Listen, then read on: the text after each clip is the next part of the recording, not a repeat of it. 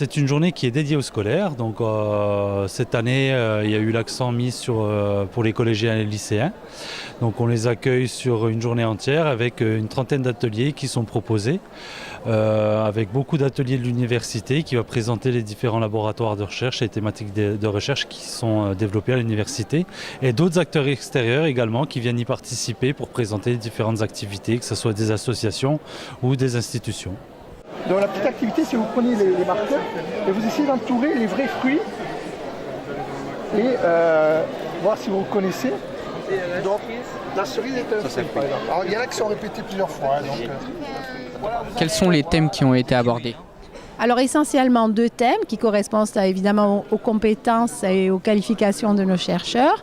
Un premier thème, c'est sur la microscopie électronique et un deuxième thème, donc avec Yann Kilikine qui est ingénieur de recherche au CNRS, et ensuite un deuxième thème qui porte plus sur la relation entre les plantes et les insectes avec Marc Giberneau qui est écologue au CNRS. Comment abordez-vous ce type de sujet avec des collégiens, des lycéens ?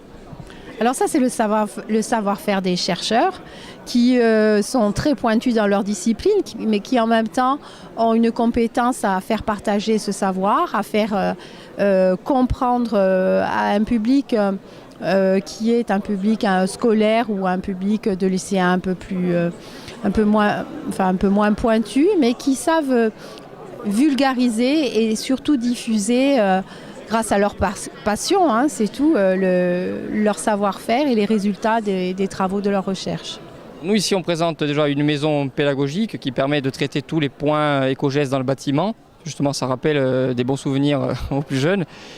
Et ensuite on présente une petite maquette accompagnée des divers éco-gestes sur tout ce qui est ampoule LED par exemple, puisque ça touche vraiment au quotidien des jeunes qui sont déjà la plupart du temps, c'est une bonne chose, très sensibilisés à ces problématiques énergétiques insulaires. Les jeunes seront les futurs consommateurs de demain, donc nous notre rôle bien entendu il est d'informer les jeunes sans forcément être moralisateur, c'est-à-dire que notre but c'est que les jeunes fassent des économies d'énergie, mais ils puissent le faire sous la forme du jeu. Donc on ne cherche pas à imposer aux jeunes d'économiser de l'énergie, ça c'est important, il faut que ça vienne d'eux. C'est la première chose. Quels conseils de base vous pouvez donner sur ces éco-gestes ? Alors très simplement, déjà réduire la température de chauffage, première chose. Utiliser des appareils modernes avec des classes élevées en A++. Les ampoules de basse consommation type ampoule LED ou fluo compact. Et bien entendu, s'échauffer moins son bâtiment, ça c'est la priorité, on va dire, surtout pour les plus jeunes. Le vent peut-il déclencher une avalanche ? Oui. Le vent va avoir un rôle de transport et charger les endroits sous le vent. Il crée des corniches qui sont fragiles et peuvent engendrer une avalanche. Très bien, tu peux rejouer. Nous les sensibilisons ici par le moyen d'un jeu de société qui a été élaboré par les étudiants du Master Risque Majeur l'année dernière et puis amélioré cette année. Donc c'est un jeu qui est bâti sur le principe d'un jeu de loi avec des questions sur les différents risques qui nous concernent en Corse. Risque inondation, feu de forêt, risque météo, avalanche et risque sismique. Nous pensons que ça leur permet de se former et d'être sensibilisés sans être passifs. On a vu que le jeu les attirait beaucoup et qu'il y avait énormément d'échanges autour des questions qui étaient posées. Donc c'est une formule qui a l'air de bien fonctionner et que l'on a élaborée en concertation avec les SDIS et le rectorat. Comment les responsabiliser face aux risques naturels ?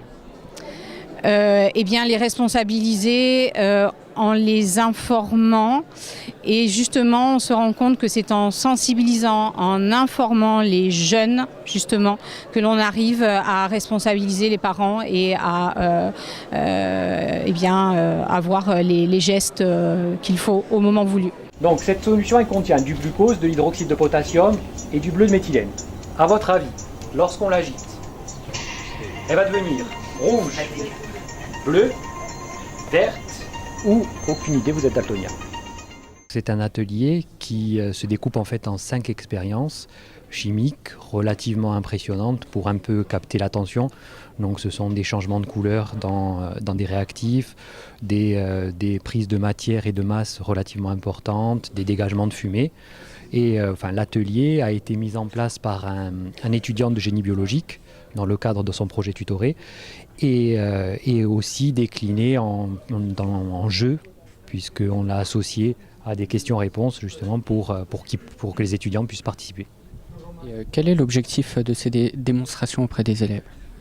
En fait, c'est pour leur donner un petit peu le goût de la chimie. Et puis aussi, quelque part, c'est un petit outil promotionnel pour le département génie biologique. Mais disons que la chimie organique, c'est une science qui, on va dire, est dans 99,9% de la vie de tous les jours. C'est-à-dire que le blouson que vous portez, le gel que vous mettez dans les cheveux, c'est de la chimie orga. Donc c'est une matière, mais aussi c'est des domaines qui sont très porteurs en termes d'emploi. Donc voilà, d'où l'importance aussi d'un petit peu commencer à leur donner le goût de la chimie orga.